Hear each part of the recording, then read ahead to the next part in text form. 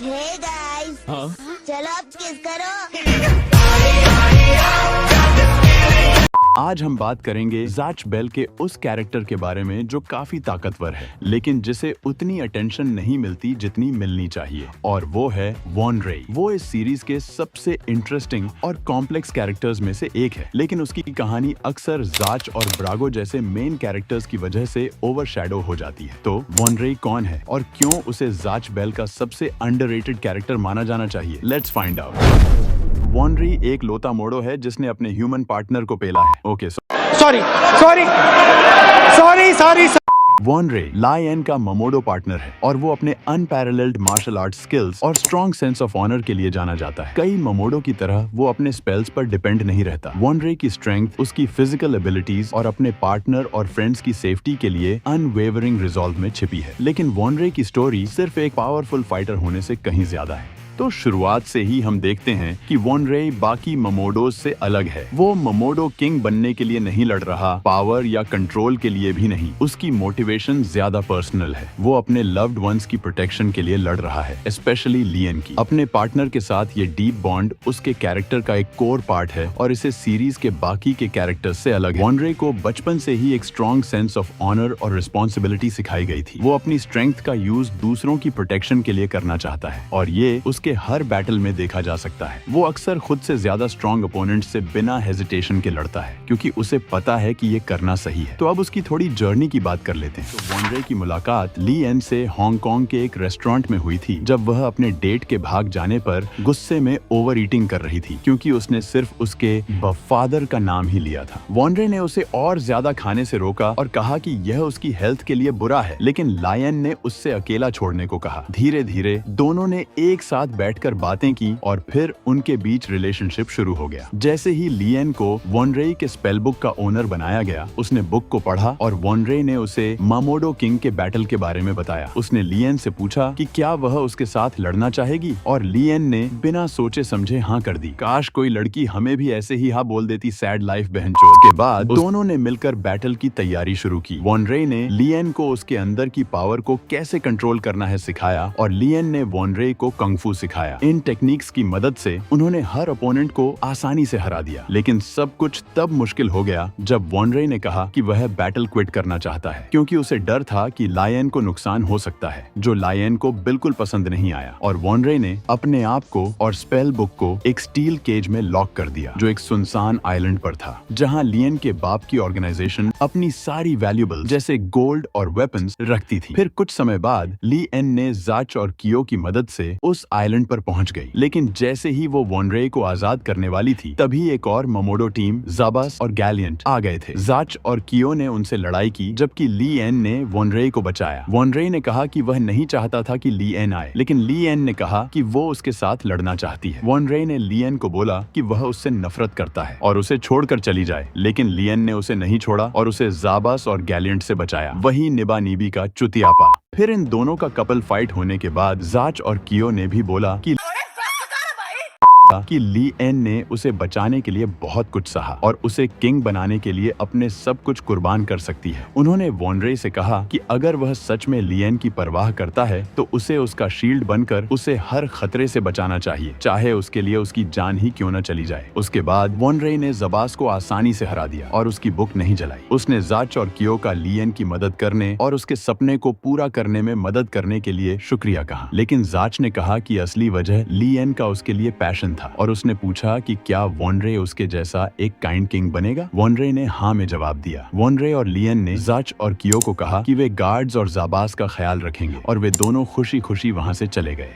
लेकिन बीच में उनका सामना वॉन रेई के ससुर से हुआ, जो ऑलवेज लव मैरिज के खिलाफ है। सुनो ससुर जी, अब जिद छोड़ो, सुनो ससुर जी, अब जिद छोड़ो, मान मेरी बात, दुल्हन तो जाएगी दूल्हे राजा के। फिर वॉन रेई की आंखों में लियन के लिए गहरी मोहब्बत देखकर लियन के बाप ने उन्हें अकेला छोड़ गया।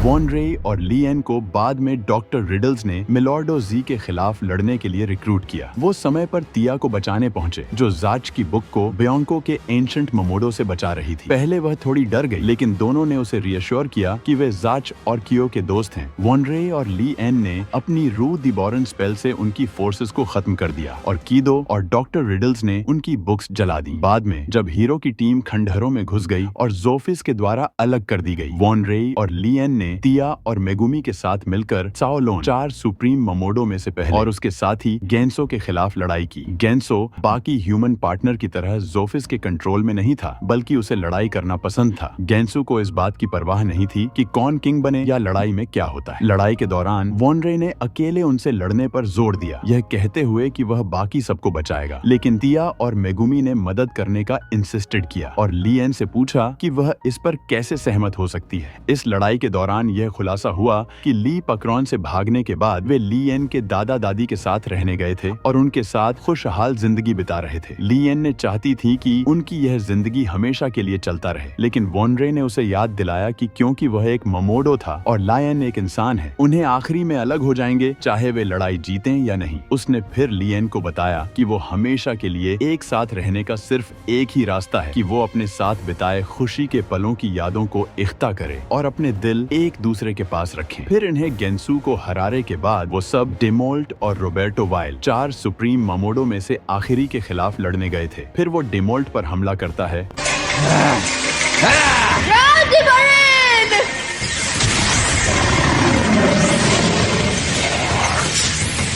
वॉन रे आ गया, सॉरी लेट हो गया। और वॉन रे और लायन फिर जोफिस के खिलाफ लड़ाई में मदद करने के बाद दोनों लिएन के दादा दादी के घर लौट जाते हैं।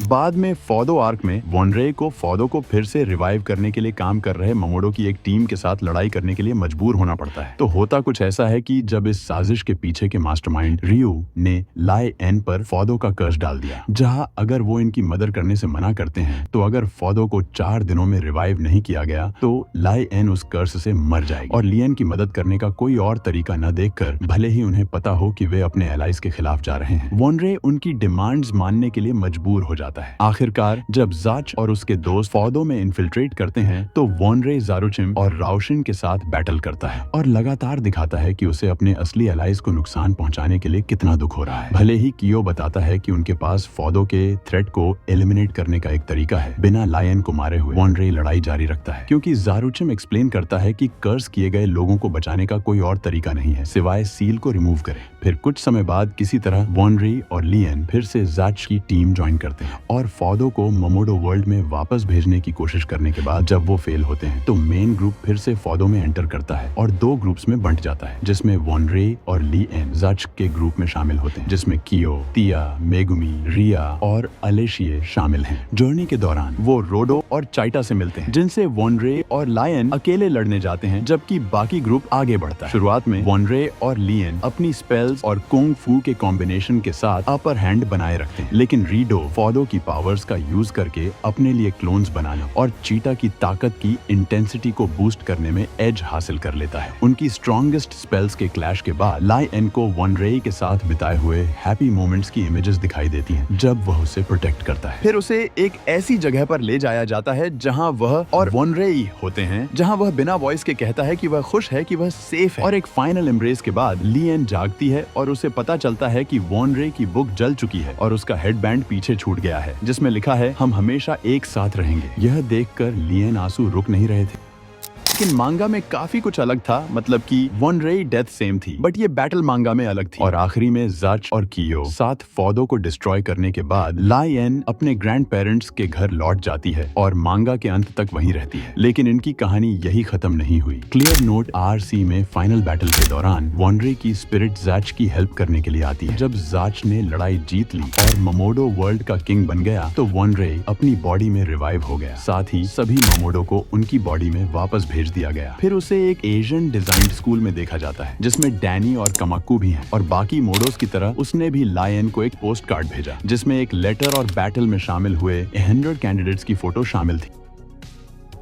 अब तुम सोच रहे होंगे फिर उसे अंडररेटेड क्यों कहा जाता है? दरअसल वॉनरे के पास ये अमेजिंग ट्रेड्स और कंपेलिंग बैक स्टोरी होने के बावजूद उसे कान चोमे या पोनीगोन जैसे कैरेक्टर्स जितना स्क्रीन टाइम या डेवलपमेंट नहीं मिला। भाई उसके टोटल 13 स्पेल्स है, लेकिन क्या तुम्हें एक का भी नाम पता है? इसलिए उसकी आर्क भले ही इम्पैक्टफुल है लेकिन रिलेटिवली शॉर्ट है और सीरीज में उसके कॉन्ट्रीब्यूशंस को अक्सर ओवरलुक कर दिया जाता है। सीरीज का सबसे पावरफुल मोमेंट तब आता है जब वॉनरे लायन की सेफ्टी के लिए उसे छोड़ने के लिए मजबूर हो जाता है। ये मोमेंट उसके कैरेक्टर की डेप्थ और अपने लव्ड वंस के लिए किए गए सैक्रिफाइसेस को शोकेस करता है। ये हार्ट रेंचिंग है लेकिन वॉनरे को एक स्पेशल कैरेक्टर बनाता है। लियन के साथ उसका रिलेशनशिप सीरीज का सबसे जेन्युइन और हार्टफेल्ट रिलेशनशिप में से एक है। उनका बॉन्ड एक टिपिकल ममोडो ह्यूमन पार्टनरशिप से कहीं आगे है। ये म्यूचुअल रिस्पेक्ट, ट्रस्ट और लव पर बेस्ड है। ये डायनामिक दोनों कैरेक्टर्स में इमोशनल डेप्थ जोड़ता है और उनकी जर्नी को और भी कंपेलिंग बनाता है। वॉनरे को और रिकॉग्निशन दिलाने का एक और रीजन है उसका फाइटिंग स्टाइल। बाकी ममोडो की तरह सिर्फ स्पेल्स पर डिपेंड न रहकर वॉनरे के मार्शल आर्ट्स स्किल्स एक्स्ट्रॉर्डिनरी हैं। उसके स्पेल्स उसकी फिजिकल कैपेबिलिटीज को एनहांस करते हैं, जिससे वो बिना फ्लैशी मैजिक अटैक्स के भी एक फॉर्मिडेबल अपोनेंट बन जाता है। इन द एंड हो सकता है कि वॉनरे को सबसे ज्यादा स्क्रीन टाइम या सबसे ड्रामेटिक स्टोरी लाइन न मिली हो, लेकिन सीरीज पर उसका इम्पैक्ट अनडिनायबल है। वो एक ऐसा कैरेक्टर है जो एक ट्रू वॉरियर की स्पिरिट को एम्बॉडी करता है। वो पावर के लिए नहीं बल्कि लव और प्रोटेक्शन के लिए लड़ता है और इसी वजह से वो ज़ैच बेल के सबसे अंडररेटेड कैरेक्टर्स में से एक है।